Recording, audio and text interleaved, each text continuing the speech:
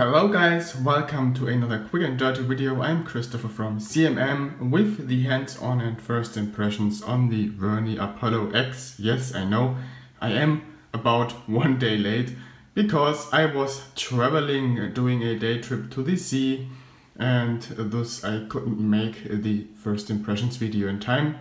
But this one also had a pro to it because I was able to take this phone with me and doing some first in-depth tests with it. And to tell you that even before we start the video, I'm very much disappointed by this phone, and this has several reasons. But before I show you the downsides of the Vernee Apollo X, let me just show you what I like about the phone. So the first thing, of course, is the design. Apart from some minor inaccuracies, this is a decent design. It feels like a high quality phone. It also looks nice, but of course it's nothing new. It looks the same as the Vernee Apollo Lite. It's the very same design, no changes made there. What I dislike about it are two things. First, the rattling buttons. Can you hear this? Sounds just cheap and is a little annoying. They are really loose, those buttons, but at least they are made from metal. What I also like is that again they went for a 2 SIM slot combination, but they don't really make use of it. I don't get the sense of it. You can put a SIM card in either of those slots, or either one SIM card here and one micro SD card here. Why do they do that? Why don't they do just one single slot then if it's still a hybrid slot? I don't get it. Why don't they do a 2 SIM slot in this one and a micro SD card slot only in this one, so you can use 2 SIM cards and one micro SD card in the at the same time? I don't get it. Whoever had this strange idea is a complete idiot. What I also like about this phone is the screen. It's a decent panel. Colors look good, contrast is good, viewing angles seem okay too, sharpness is totally okay. Touchscreen is pretty good too, don't have any issues with it. Auto readability seems to be good as well. Sometimes it's a bit hard to read, but still most of the time you can perfectly read it. So no really bad panel, it's a pretty good one actually. And what I also like is the performance. This got to be one of the fastest Helio X20 based phones I've used to date. This thing is totally smooth. On par with, for example, some Echo devices based on this processor. It just open up CMM and maybe some other tabs. Let's go Mobile Geeks and Gizmo China and let it load up. My internet is kind of slow today, I have some issues. It's not the phone.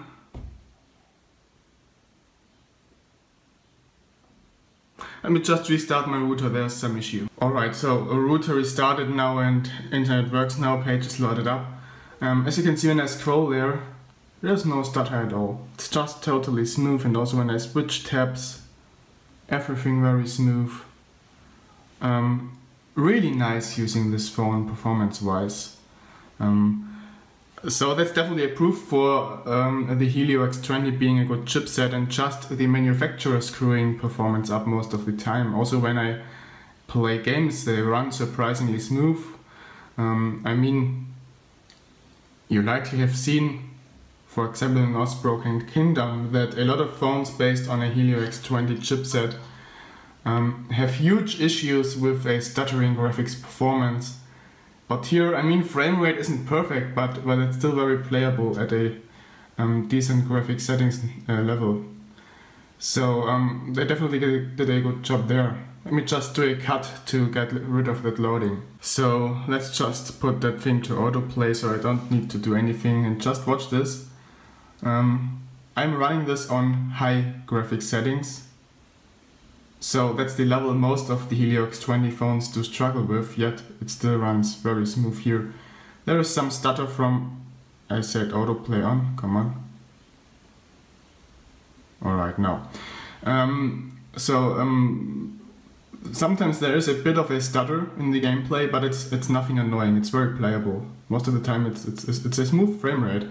I'm really surprised by that. So Vernee definitely did a great job optimizing the software of this one.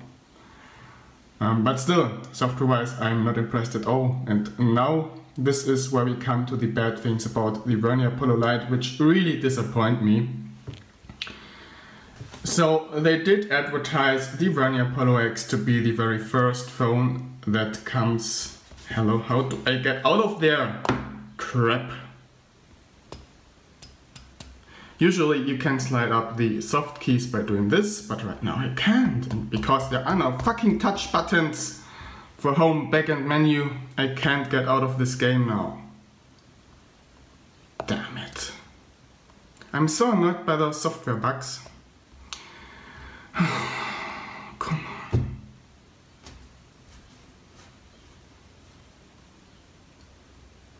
Alright. Need to kill the phone before we continue. Alright, so where did I stop? The Vernee Apollo X was the first phone to be announced to come with Vernee OS, their very first custom ROM. When they announced Vernee OS, they said this one will be the first phone to come with Vernee OS, but it isn't Vernee OS. It's just a normal stock Android, and even more, they advertised this phone to come with Android 7 Nougat, and the update should come in May 2017. But you guess it, this phone runs freaking Android 6.0 Marshmallow still.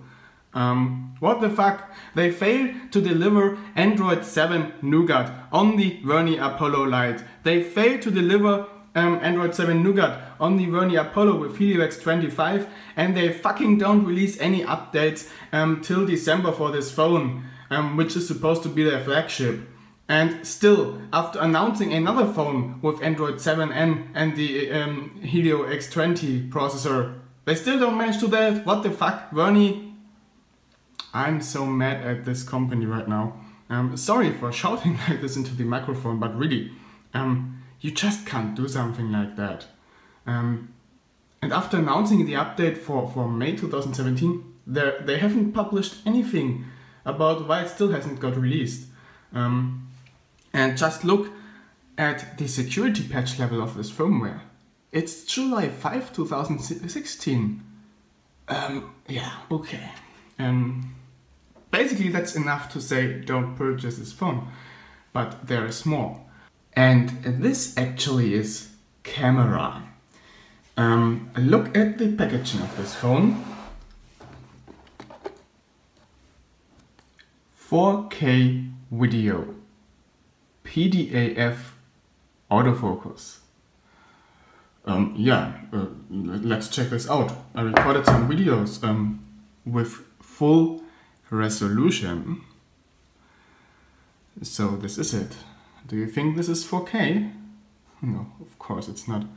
You guess it. This actually is full HD only. Let's just open up the information. 1920 by 1080. No 4K. Of course not. And guess what? There also is no PDAF. And if there is, it's just a crappy one because the focus is utterly slow. Look at this. Huh? Huh? I mean, it's not the slowest, okay, but for PDF, it's really slow. So I really doubt there is a proper PDF implementation. And that's not the only bad thing about camera, because camera is actually unusable. And no, my unit is not faulty or anything like that. And this is the case for everyone. So if we have a look at close-ups and macro shots, those look fine. So the sensor basically is a good one. Look at this. Great picture quality. Nothing to complain about there. Good colors, good contrast, good detail. Everything is totally okay there. But if you start using the phone, probably doing some landscape shots or even night shots, you will start to get issues. Look at this. Blurry. Totally blurry. Like there's no focus set. And exactly this is the problem. On every picture that contains anything that's a bit farther away, the camera totally fails to focus. There you go. Unsharp. Unsharp. And unsharp. And this continues throughout all the pictures. Every single picture I took yesterday on my trip to the sea is unsharp and unusable. Thank you, Vernee, for nothing. Really. Don't you test your phones or what? Gosh. And nope, that's still not it. There is more bad stuff. Battery life is the next thing. I was traveling by train the whole night. And when I left the house in the evening at 7 p.m. I left the house with 100% battery life. And when I arrived at my destination at 7 a.m. in the morning, the battery would have been empty if I wouldn't have put it to the charger at night. So I actually started the day at the sea with a battery life of, or battery level of 100%. And nope, it didn't last me the full day. So let's just look at the consumption statistics. Discharging speed, 23.5% per hour. I mean, that's just insane. And screen off, 3.5% per hour. This thing just wastes its battery. It never goes to deep sleep. Are you kidding me, Vernee? Combined use 5.9% per hour, so you can get it down if it's mostly in standby, but that's not what you use your phone, right? To let it be in standby. So the total screen on time I reached is 5 hours 43 minutes. I mean, that's not the worst thing, but if you really use your phone, if you need to use it across the day, that's just not enough. As I said, I got around 3 p.m. 7 a.m. to 3 p.m. and then I had to drop the phone because the battery wouldn't have lasted me until I get to my next train, for which I needed to check connections. So it's just not sufficient. You don't get through one single day as a well, halfway power user. That's just not good. They claim the battery capacity to be 3500 milliamps, which would be more than on the Vernee Apollo Lite, yet battery life is much worse than on the Vernee Apollo Lite.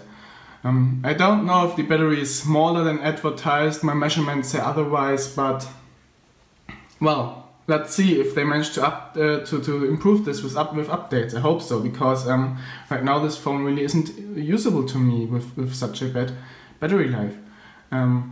Just to show you that, I did charge the phone overnight to 100% and I got up at around 8 a.m. today, where I fired it up. And now again, it's not even 12 and I already got 60%. So it again won't last me the whole day, even though I don't use this phone heavily. I'm just so disappointed by this. And another bad thing is that the fingerprint scanner does not work properly. I mean, does here indoor, right? But it's so slow. If you remember back to the Vernee Apollo with Helio X25 or the Vernee 4E, those phones have really good fingerprint scanners in them, so Vernee definitely knows how to do this. They have been really fast unlocking right after touching it, but this one, it's more than a second, I think. And when you're outside and got sweaty fingers, it sometimes stops working at all, so you can't unlock your phone anymore, which is totally annoying. So yeah, one bad thing after another on the Vernee Apollo X. So yeah, I think let's end this first impression video. You see where this is getting. Right now I can't recommend this phone to anyone. It's just crap. I don't know if there will be improved anything with updates. If there will be any updates, the last update has been ages ago, we will see. But right now this phone isn't anything good, and it also doesn't make sense. This thing was advertised to be the more cost-efficient variant of the Vernee Apollo Lite, yet it's more expensive than the Vernee Apollo Lite. Of course, it's got an allegedly larger battery, it's got more memory, 64 GB instead of 32 GB. But still, it has so many bugs, so many flaws, so many issues, that it is much worse than the Vernee Apollo Lite, which, by the way, sold at around 160 to 170 bucks right now, I think. And this one, the Vernee Apollo X, is sold at around 190 to 200 bucks, which is a lot more. So yeah, it doesn't make any sense, this phone. And this is where I want to end this video now, because I'm just getting mad at this phone and there's not much point at continuing this. So hopefully this was kind of helpful to you. Thanks for watching and see you with the full review of the Vernee Apollo X. Bye bye.